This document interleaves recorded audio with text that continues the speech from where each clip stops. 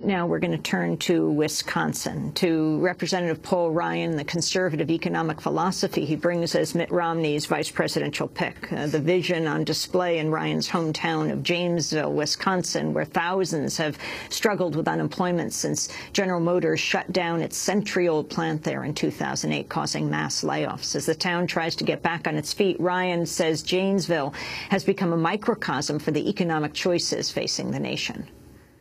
What's neat about Janesville is you've had lots of entrepreneurs over time who've started all these great businesses from nothing to something to become great employers. That's kind of the story of America.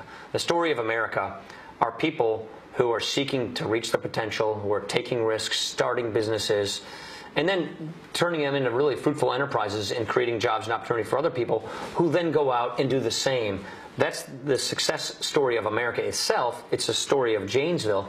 Question going forward is, are we doing what we need to do to keep that dynamic entrepreneurial society and economy going?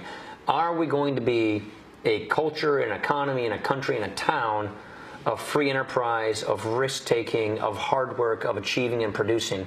Or are we going to think that those great days of our country and our town are behind us, and we have to start managing the decline? We have to go down toward what I would call more of a Western European, cradle-to-grave social welfare state. Vice presidential candidate Ryan, now the GOP vice presidential candidate. That clip from the outtakes of a new film called Goes Janesville, which Ryan never actually made it into. Instead, the film follows the lives of laid-off GM workers who try to reinvent themselves through federally funded job training programs or by moving to work at other GM factories that stayed open after the auto industry bailout.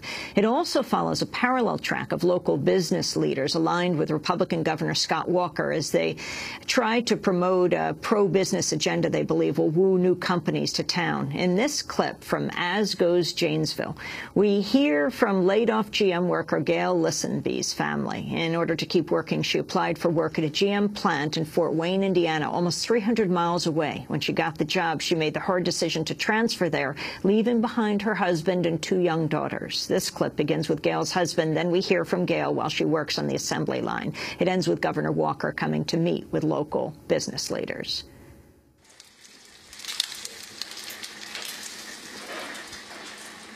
They have a parent at home that does everything. I'm Mr. Mom. On an average day, I'm up 5:30. Iron their clothes the night before. Make sure all their homework is done. The only luxury is I don't have to go to work and I'm retired. I was granted disability through General Motors. I was carrying some doors from the paint department back down to the body shop, and I slipped on some substance. I got a prosthetic ankle. So they reattached that. And take pride in combing their hair and making sure that they go to school and they're presentable, just as if their mom was at home. All right, little girl. Be good. Love you. Bye. See you 11:30. Whatever God has in his plans for us, we'll survive. We always do.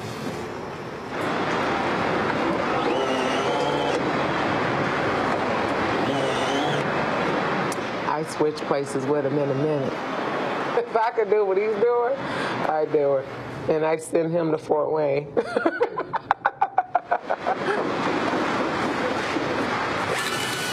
The automotive industry, we're in the middle class.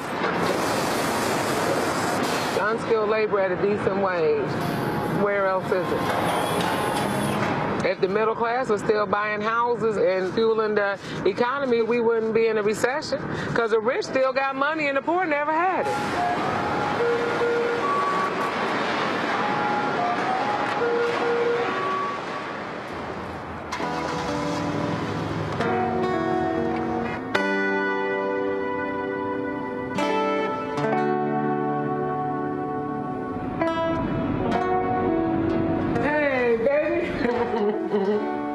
How are you? How's Lexi? Good. I hear you. I can feel your heart beating. Love you. No, come out to you.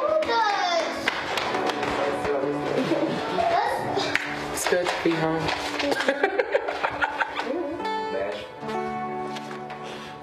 Oh.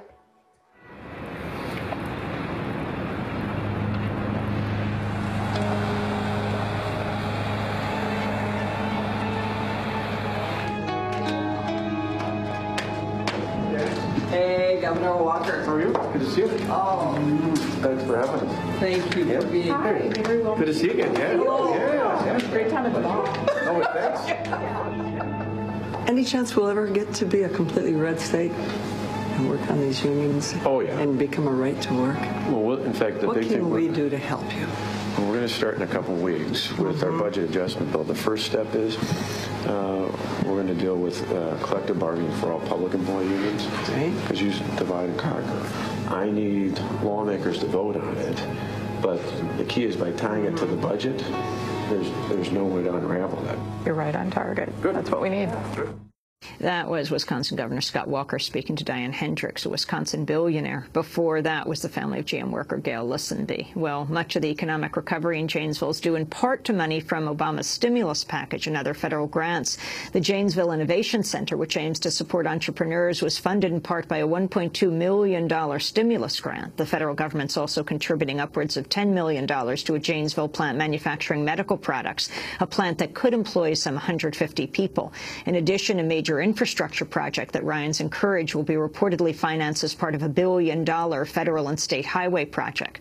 To talk more about how Congressmember Ryan's attempts to scale back government's role in the economy stands in stark contrast to the lived experience of his own hometown, we're joined by As Goes Janesville's director, Brad Lichtenstein. The new documentary will air on PBS series Independent Lens this fall. Brad Lichtenstein is an award-winning filmmaker and the president of 371 Productions. Brad, welcome to Democracy Now! Talk about the significance of your film, especially now with Paul Ryan elevated to the Republican presidential, vice presidential ticket. Sure. Well, I think that Paul actually got it right. Janesville really is a microcosm of America, that the same struggles that are going on there are happening in communities all over the country. And what you saw was interesting because one of the things that I found is that there's a divide, I think, in perception, and it sort of becomes a kind of insurmountable gap between those who tend to be more pro-business and paint a very rosy picture of what the future can be, sometimes turning a blind eye to what the reality on the ground is.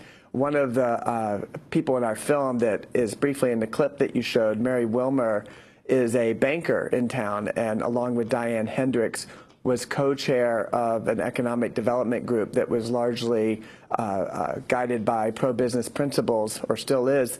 And she always talked about being an ambassador of optimism. Early in the film, there's a scene where she's gathered bankers together to talk about how to overcome foreclosures throughout the community. And when one of the bankers says, I think that there's a lot more to come, that's going to get worse, she says, we don't want to paint a picture of gloom and doom.